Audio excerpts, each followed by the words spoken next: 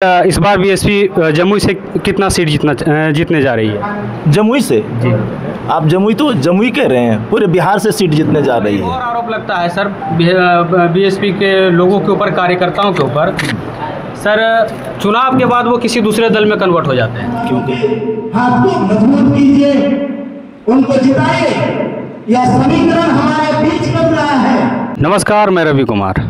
मैं अभी हूँ झाझा लखदाता और विवाह भवन में। यहाँ बहुजन समाज पार्टी का कार्यकर्ता सम्मेलन रखा गया और ये सम्मेलन बहुत ही भव्य तरीके से, बहुत भव्य रूप से मनाया जा रहा है। हालांकि जमुई में देर से ही सही बहुजन समाज पार्टी अपना जो है कि कार्यकर्ताओं को संबोधित कर रहे हैं और अपनी पार्टी का जो है कि फैलाव करने की कोशिश कर रहे हैं। आइए हम जानते हैं बहुजन समाज पार्टी की किस प्रकार से बैठक हो रहे हैं और फिर इनका क्या मोटिव है।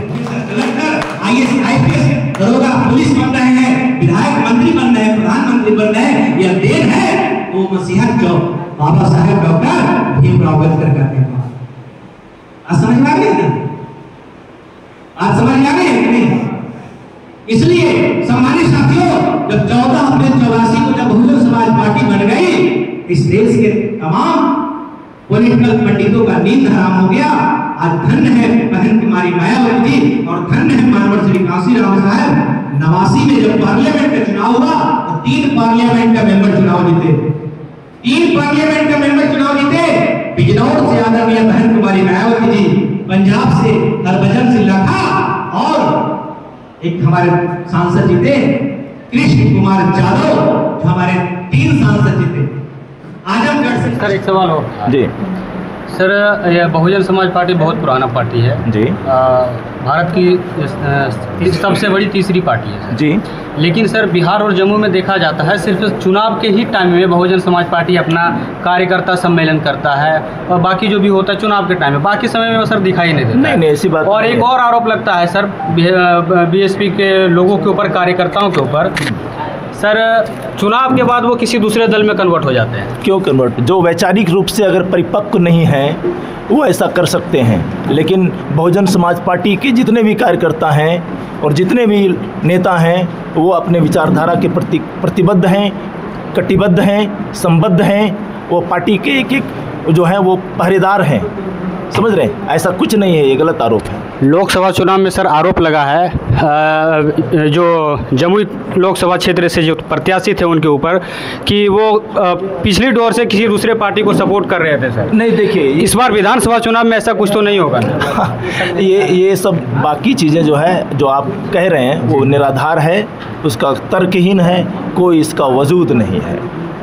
धन्यवाद। क्या सर इस बार बीएसपी जमुई से कितना सीट जीतने जा रही है? जमुई से जी, आप जमुई कह रहे हैं, पूरे बिहार से सीट जीतने जा रही है, पूरे बिहार से सीट जीतने जा रही है। चलिए धन्यवाद। पार्टी के हाथ को मजबूत कीजिए, उनको जिताइए, यह समीकरण हमारे बीच बन रहा है।